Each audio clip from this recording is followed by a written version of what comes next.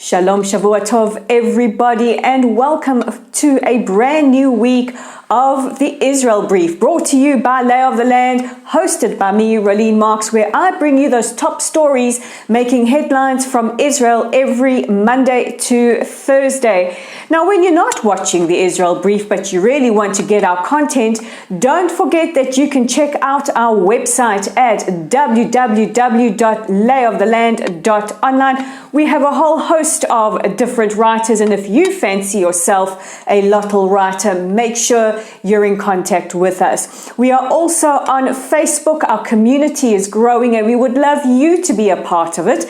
So if you are on Facebook, you can find us at Lottel site. Please give us a like, a follow, share our content.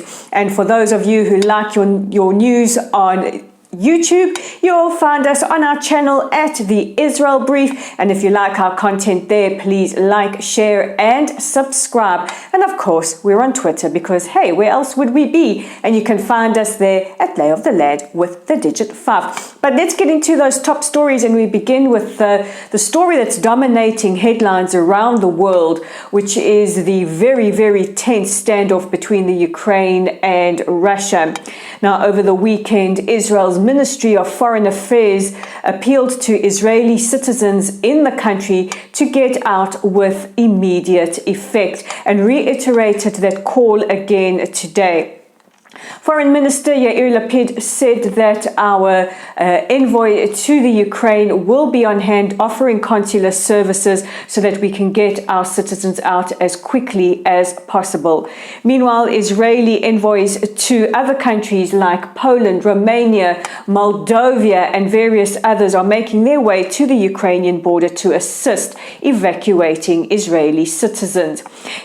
Yesterday, at least 75 Olim, that's Jewish immigrants from the Ukraine, arrived in Israel, and there have been some reports that charities are finding it increasingly more difficult to help assist with the Jewish community there. Now, Israel, of course, is not the only country appealing to its citizens to please evacuate the Ukraine. The United States, the United Kingdom, Australia are amongst the other countries as well. Meanwhile, Ukraine's deputy foreign minister has expressed her dismay that Israel is maintaining a policy of as much neutrality as possible.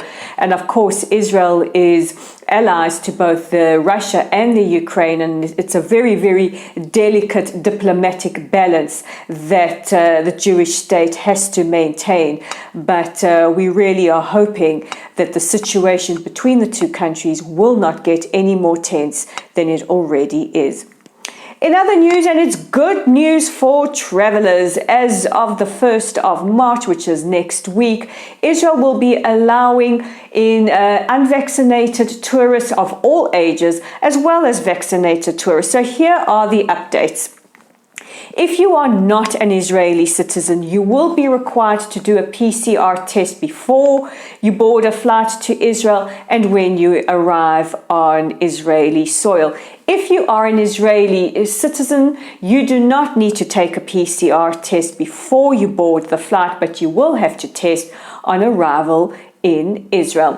Now, our serious cases are dropping, and it is believed that we are at the end of the Omicron wave, and we will know within the next couple of weeks or so, maybe even sooner, what the new policy on indoor masks will be.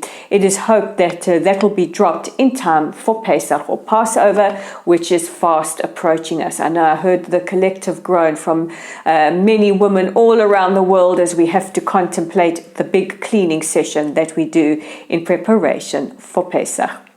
Now, over the last couple of weeks, we've been speaking in detail about the Amnesty International report that alleges that Israel is an apartheid state.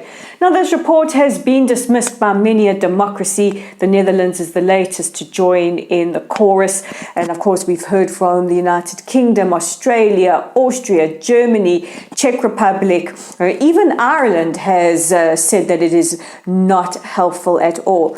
But in a stunning interview with the Hebrew edition of the Times of Israel earlier today called Zman Yisrael, the executive director of Amnesty International's Israel office, Molly Melakar, said that the report had created an incredible amount of division in her office. She went on to say that before issuing or investigating or making some kind of report, one always has to ask the question, what will this achieve? And this report caused many a division in her office because many people believe that this report is not only not helpful, it is actually harmful, not just to the advancement of the status of Palestinians or Arab Israelis, but also to the cause for peace. She went on to lambaste the report for almost turning Arab Israelis, who the report has termed Palestinians, treating them as objects or as passive victims, and ignoring their many achievements and many contributions, something that we've been saying here on the Israel Brief. She also went on to say that Amnesty International clearly does not do enough to help deal with apartheid, anti-Semitism, rather. While we're talking about apartheid, they seem to have missed out on Lebanon passing legislation to ban Palestinians from certain professions, just putting it out there.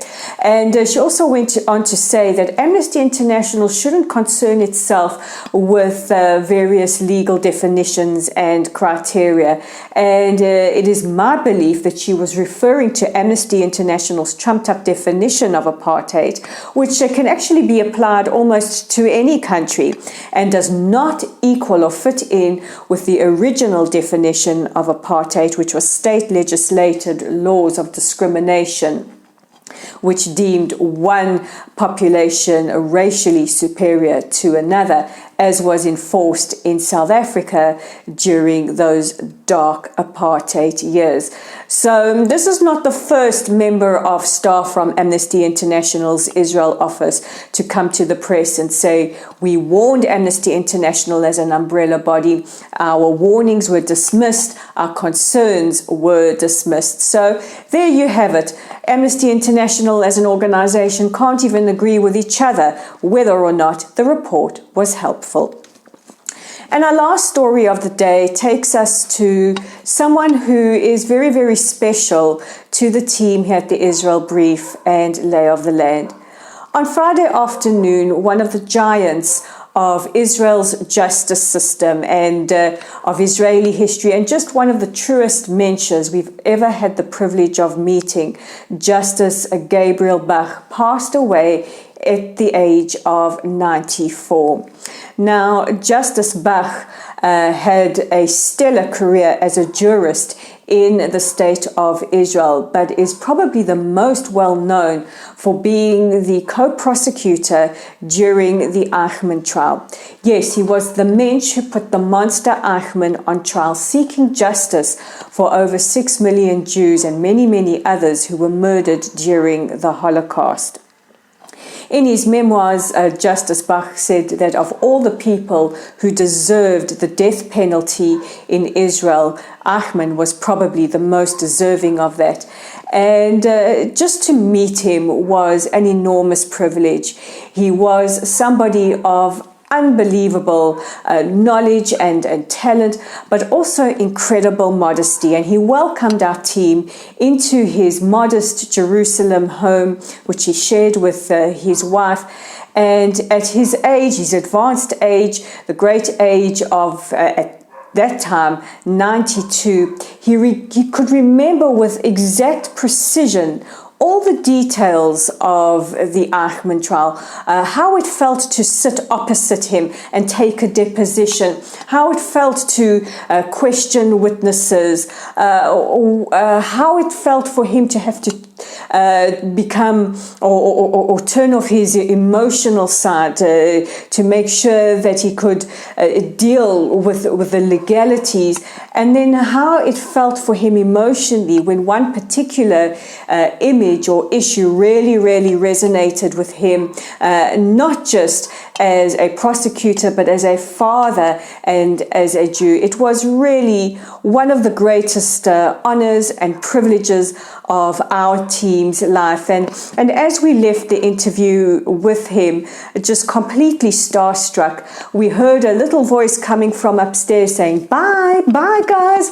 And he was stood at his window waving to us. And that's the lasting impression that we have of this truly towering intellect and giant amongst giants. And our prayers, our thoughts are with his family. He is survived by his wife, his children, and his many grandchildren. And Justice Bach, may your memory and your tremendous legacy be for a blessing. So that's it today from me, Rolene Marks, with the Israel Brief. I apologize for the noise, but we have construction, we have dogs.